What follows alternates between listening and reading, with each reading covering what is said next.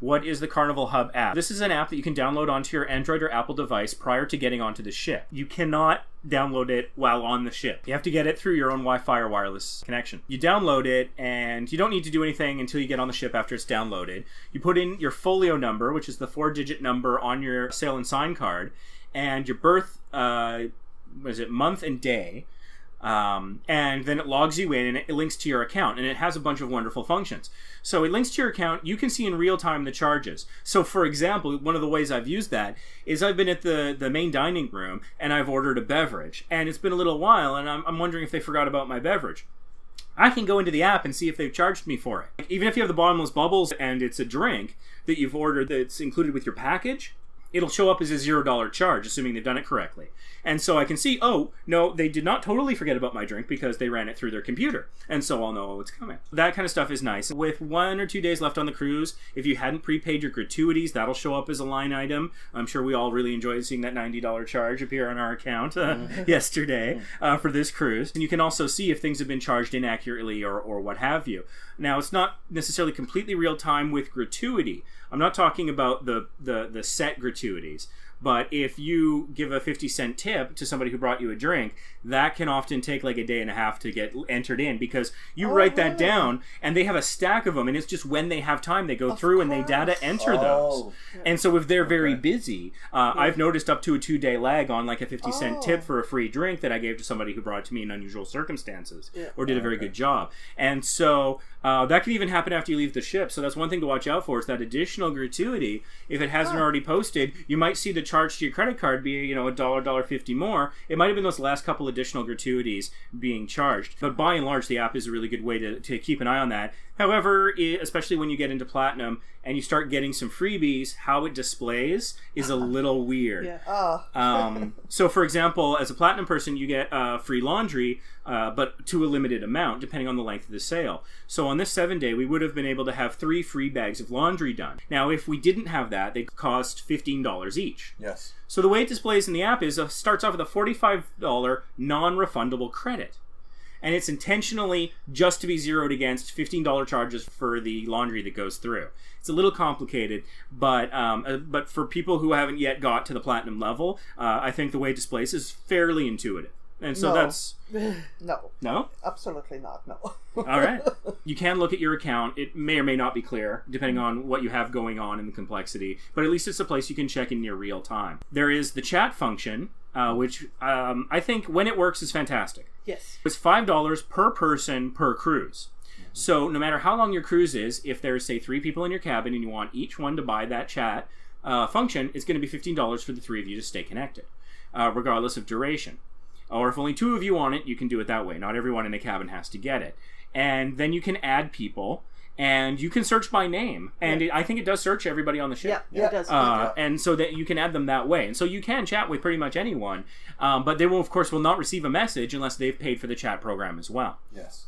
And so, depending on the size of your group, the size of the ship, and the duration of your sail, it can be a really good thing to do. And so we've been using it quite a bit. But there have been the odd messages being delayed by an hour or a day.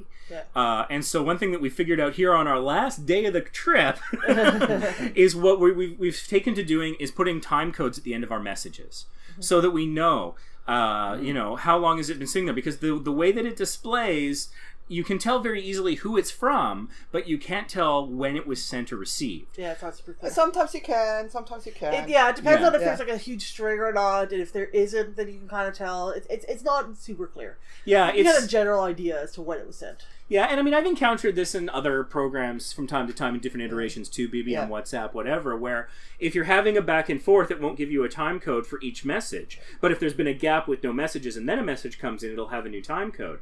But I'm not sure what that threshold is, and it's hard. Like, it'd be nice if you could just hover over the message, and it would display information.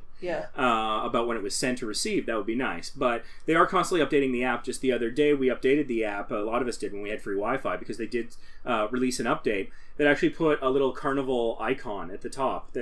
With the funnel, which is cool. It looks nice, but at the same time, you can't make it go away. So it's one more icon, then it's notification. Stay connected with the Hub app. You can't make that notification go away. It's there always. So I'm hoping in a subsequent update, maybe they'll make that a setting that you can turn off or dismiss the notification.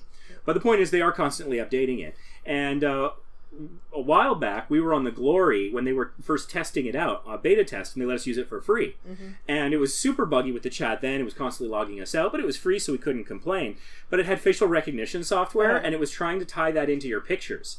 So the pictures that the crew take, from your profile picture, tried to use facial recognition to figure out what your pictures were. And Sam and I, it thought were the opposite person, which was kind of funny because we're not a lot alike, visually speaking. I haven't seen it before or since, so I'm thinking that they decided not to do it. For one thing, they put watermarks on it, but you can still screenshot it, so were people kind of trying to steal the pictures that way? I don't know. But for whatever reason, it seems like Carnival's not pursuing that. But there are other things. It can show you all the different events going on, like the fun times. And you can go in and you can favorite them, and then you can look at all your favorites, so it's basically built a custom itinerary.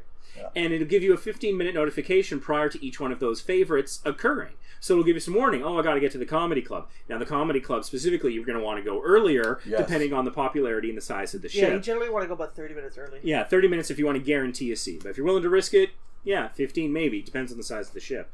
Your mileage will vary. So, but that's really quite nice. And it includes things like when all the guests have to be back on the ship or when the last tender leaves port. So those can be very useful notifications. So that's really good. You can look at what's open at any given time. Here's all the food places that are open right now. All places you can get a drink. Here's the menu for the main dining room tonight. You can look at that. So a lot of those functions are really good. And one thing I've noticed, since the Hub app has become more and more popular, the fun times has been getting a little smaller. I don't know if you've noticed. It used to be 2 full pages with a fold over on each side. Yes, I've noticed that too. And it's getting smaller. And so, for example, the other day, I was curious whether or not it was cruise casual or cruise elegant for the dress code. And my phone was charging, so I wanted to just look at the fun times. And it wasn't on there. The dress code wasn't on the fun times. Except a little bit at the front page. I wasn't able to find it. But it used to have the full blurb on the fun times explaining what it was. The blurb wasn't there. On the front page it just said cruise casual, but it didn't explain what it meant. And so information like that, smoking areas and open times and stuff like that, it seems like they're moving more towards the digital, but they're not getting rid of the paper by any means. So, if you don't have an Apple or Android phone, you'll be okay with the paper copy, but it does seem there's a shift. Down, getting rid of all the extraneous information. Yeah, and so, from an environmental standpoint, I can appreciate that because they're using less ink and less paper. But at the same time, people whose phone battery could be dead or might not have a compatible phone or just not want to have the app, maybe a little less for them, so a little bit more value in doing research.